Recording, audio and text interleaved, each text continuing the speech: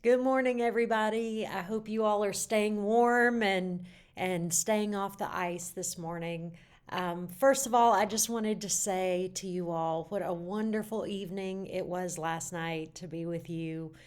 Gavin, thank you so much for all of the work that you did in preparation for the music program, the community music program, and thank you to all of those who participated and helped. It was a lovely, lovely evening. Also, I have a little message for Miss Ruth. I saw you sitting on the front row, and it was so, so good to see you there. I wish I had had a chance to say hello to you, but I wanted you to know how wonderful it was that you could be there. You know, our scripture reading today comes from Matthew 11 2 through 11. And I hope today, while you're bundled up at home, that you have a chance to read that. But this time of year is always filled with so much anticipation. Teachers probably understand this anticipation better than most. The kids at school come excited and bouncing off the walls. You can't hardly get any learning done unless you make it a Christmas themed game. How can you get anything done with such joy and anticipation all around? In our house, we have more to anticipate than just Christmas, though. Emma's birthday is December 19th, and every year we have to plan her massive party where she invites 30 kids. This is her favorite day of the year, maybe even more than Christmas, when all of her friends are together and they all play. This is Emma's dream.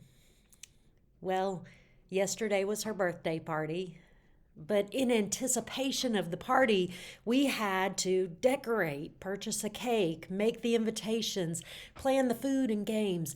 Every day this week, she would come home and say, "Can we go set up for the party now?"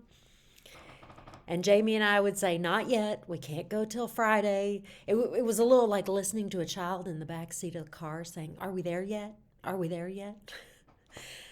You know, children love the anticipation of Christmas and birthday parties, but rarely do they love the waiting part.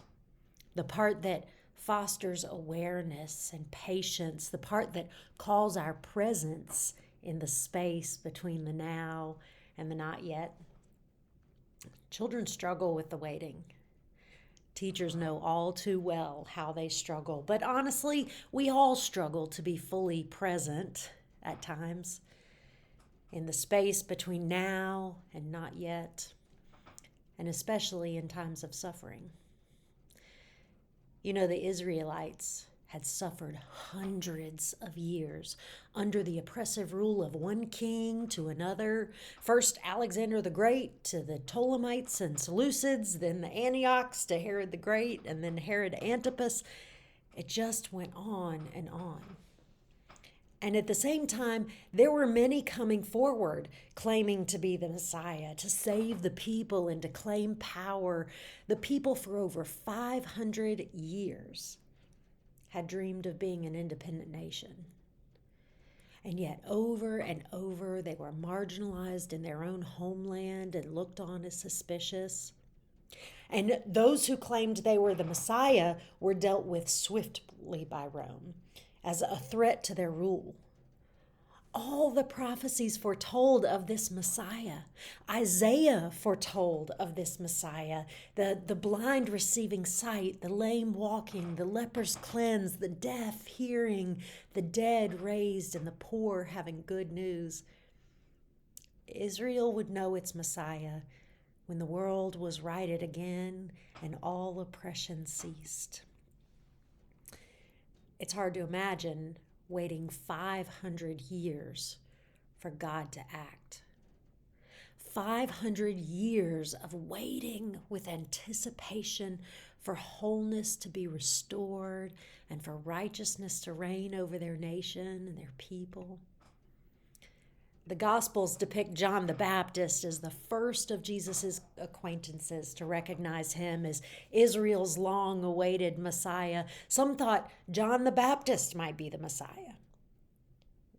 But he knew that there was someone still coming after him who would restore Israel and usher in a new era of hope, peace, and joy for the people.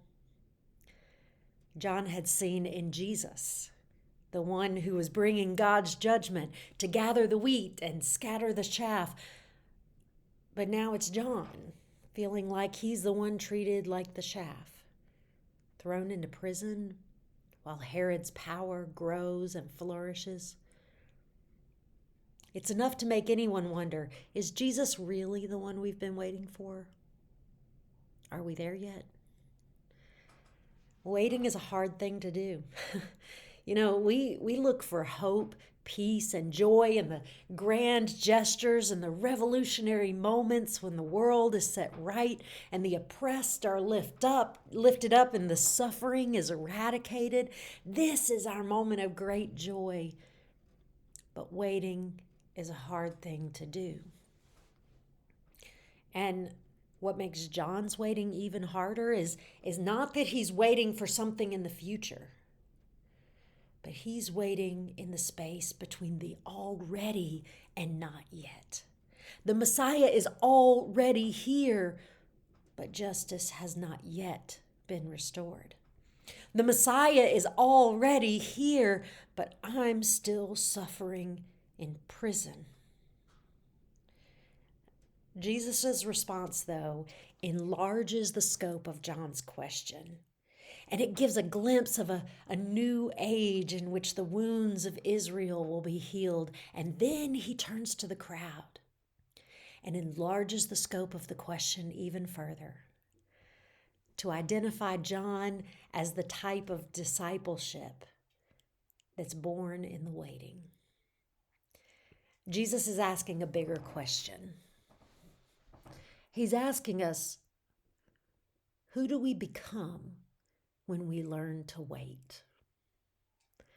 How are we changed when we learn to see joy in the yes, but not yet? Years ago in college, I got to work on camp staff at Christmount, our Disciples National Conference Center in Black Mountain, North Carolina. And one week, every summer, was devoted to a camp of mentally handicapped adults. It was easily the hardest week of the entire summer. Most of the campers were between the ages of 30 and 60. We had to help them with basic hygiene and discipline, as well as keeping everyone on schedule. And every year, we always knew that Tom would be there. Tom was mostly nonverbal. Although he could utter some words, he would come up and give us big bear hugs. We would laugh with him and sing Tom the Toad. He loved it that there was a song with his name in it. And when he got in trouble, he would go to a corner in the room and talk on his imaginary telephone with God. But every year, what Tom anticipated the most was diving off the diving board at the swimming pool. First thing, every morning, Tom would come up to us and hold 10 fingers and say, 10, 10. We would say, Tom, are you going to dive 10 times? He'd say, yeah, 10, 10. I don't know, Tom. I think you'll do 5 dives. No, 10, 10. Okay, Tom. And we would cheer him on. He spent the whole day anticipating his 10 dives off the diving board until we made it up to the pool after lunch and nap time. It was finally time to see Tom in all his glory. Tom would step on the diving board and walk out to the edge while all the counselors cheered, "Go, Tom!" And then he would stop. He'd walk back and shake his head. Then he'd try again, walking to the edge of the diving board with everyone cheering, and then he'd walk back again. Tom spent the entire time at the swimming pool walking back and forth across that diving board. It was the thing he longed for the most. The time was here and now, but never quite yet. Now, if that had been my kids today, I can imagine them being disappointed and discouraged. I would have to comfort them and nurse their feelings of failure. It was miraculous, though. Tom always left the pool each day with the feeling of joy and victory. He did it. In his mind, he had jumped 100 times and had overcome his fears just by making it to the end of the diving board. Tom had found joy in the waiting. You know, there's a message here about what expectation should look like as Christ's disciples. Jesus takes this moment not only to send word of John, or to John, of evidence of fulfilled prophecies from Isaiah, but he also uplifts John and uses his anticipation and patience in waiting as a measure of true discipleship. True discipleship doesn't come dressed in soft robes like those of the palaces. They come looking like prophets to the poor. They come out of wilderness places of waiting. I've learned after many years that life throws us plenty of curveballs. But the true joy isn't found in the big win or the game-winning run. The true joy is found in the patient waiting and faithfulness of discipleship. Joy is a choice we face in the midst of hardship. There's a reason that we encourage a simple Christmas in our homes and in our congregations, that the event we are awaiting has its own simplicity. John the Baptist foreshadows the Messiah's love and salvation for the poor by his own simplicity in his own life. In Matthew's gospel, the least, the little ones, they are the sheep of God's fold. In God's eyes, they are as great as John the Baptist. They are the reason that we do this work of discipleship. We don't do it just for our own chains to be lifted, but for the chains of those who've prayed and hoped, patiently waiting while honoring the simple joys and wilderness wanderings.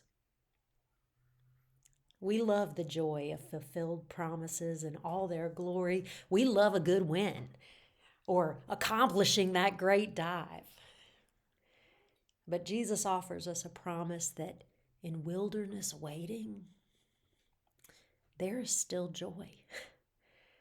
In small promises, there is the joy of a restored kingdom. This Advent, as you prepare your hearts, as we prepare our hearts, not by rushing around in the busyness of the season, but by waiting with anticipation. We prepare our hearts by waiting patiently with joy.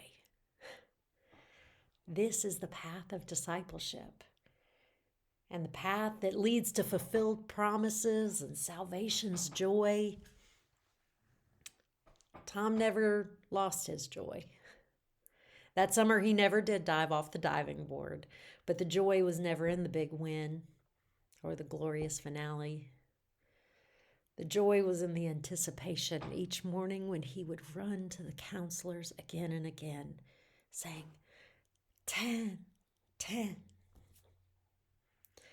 I hope that you all have a wonderful day and that you take this moment to wait with joy. We'll see you soon. Bye-bye.